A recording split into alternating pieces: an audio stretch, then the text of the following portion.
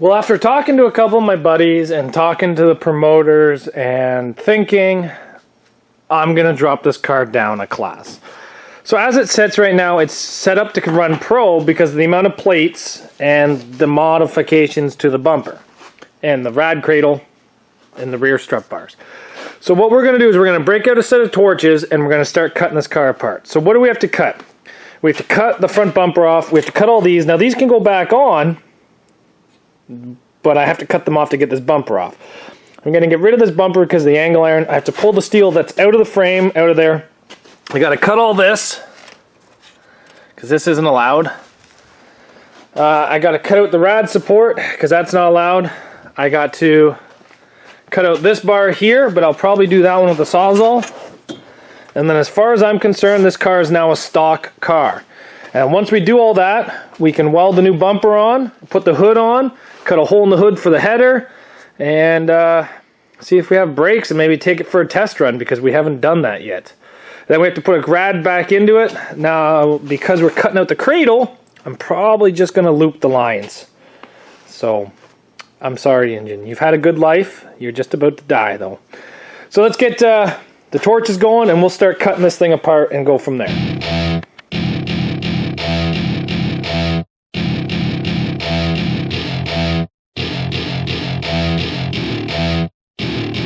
Welcome to my party, we're just getting started. A life is a dream or a nightmare scarring. Hand me a drink cause I think I'm going all in. Get me a shrink who can catch me when I'm falling. Cover up my scars, flip the handlebars. Crashing in my car, wake up in a bar. I'll be a superstar, just on my avatar. This world is so bizarre, empty out the reservoir.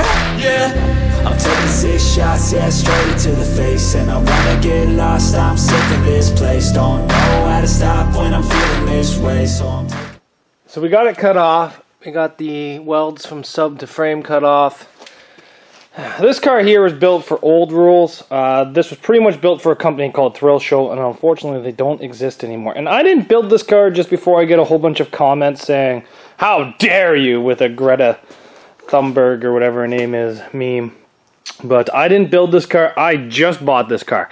I have ran against this car I think 3 times, but I just bought it and I can't run it with that stuff in there. So we had to cut it off. We're going to weld a different bumper on. We cut out the rad cradle as well. And we cut the welds on the front and we're good to go. We just got to get a good bumper for the front of it and start doing some welding now. So what we got to do is weld some plates on here. And then we got to weld our plates to hold everything on there together. So let's go pick out a bumper. So my theory is that is a very junk car. And I don't really want to use a good bumper on it. So we got some bumpers over here. We got this bumper here, which is pretty junk. We got this skin here. But that one's already kind of twisted. That might actually mount up half decent because how twisted the frame is. Don't want to run any rebars. Really don't want to waste any full-size non-ran bumpers yet. This one's a little punky. Please don't be a beehive I'm poking. No, it's just porcupine, not porcupine. Pine cone. We got all these ones, but we're not going to run any of these ones. You know what? I think we're going to run this junk, twisted ass, rotted Lincoln over here. The one I had on the front of the G6. So let's get her out and cut off the G6 bumper and see how well she fits. So we got this new bumper mounted up. The rules state you can have 6x6 plate on the end of the frame. Well, these rules don't state that, but the rules that this car is going to run after that do state that. So we've put the 6x6. Nothing is welded yet. It's just sitting there. So what we're going to do now is we're going to basically just start welding. We have the bumper ratchet strap. These small little come-alongs to the rims to help hold it on. We got the ratchet strap up to the header to make sure it stays up at the proper height. And then these have quite a bit of pressure on them. But it's not a perfect fit, but as you know, as long as I get some good welds, I'm going to be happy about that. And then we have to 9-wire this thing on and go from there. So we're going to start welding and see how this looks after that, boys and girls.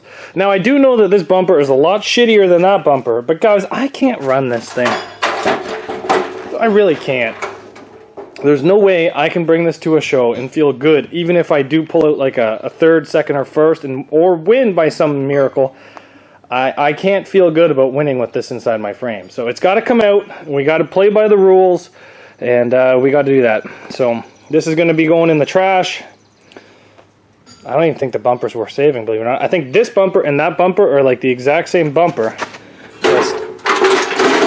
This one here is like a Crown Vic, and that one's a Lincoln, but I think they're pretty much the exact same. So we're going to do that, and then let's do some welding and see how she looks. We got the bumper welded on as best as we could. It looks like garbage, but it's on there. So we're going to turn our attention to the brakes now. If we can get my assistant, the lovely assistant, to give it a pump. And then we got a leak here. And hold on. There's a big leak over here. Pump that. Okay, so it's got absolutely no brakes. So what we're going to do is we're going to run all new brakes right from the master to this tire, from the master to that tire, and then hopefully that's done. I really don't like doing brake lines, and I wish I should have checked this before I did the engine, because it would have been a lot easier. But let's do some brake lines. So today we got a lot done on this. We got the bumper mounted. I was going to put repair plates on it because I'm allowed 4 repair plates per frame, but I don't care enough to do that. And I'm okay with that. We spent a little bit of time going through it. We found some vacuum leaks. We shoved a spark plug in this vacuum leak. It fixed it. We got the hood back on. We cut barely enough space for the header. We got the battery in. We hooked up the alternator. That melted to the ground. As you can see, it's like I still can't pick it up. It's still smoking hot. So I went outside, found an alternator sitting in the mud, picked it up, put it on. It seems to be charging. That's good. Car runs.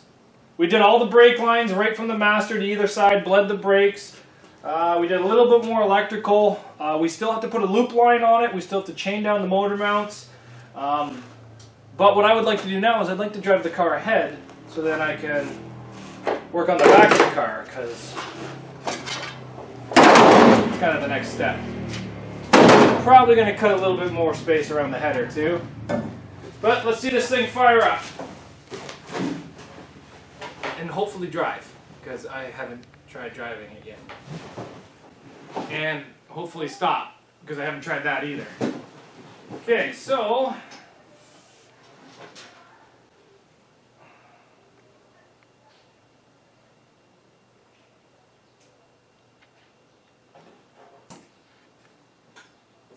here we go.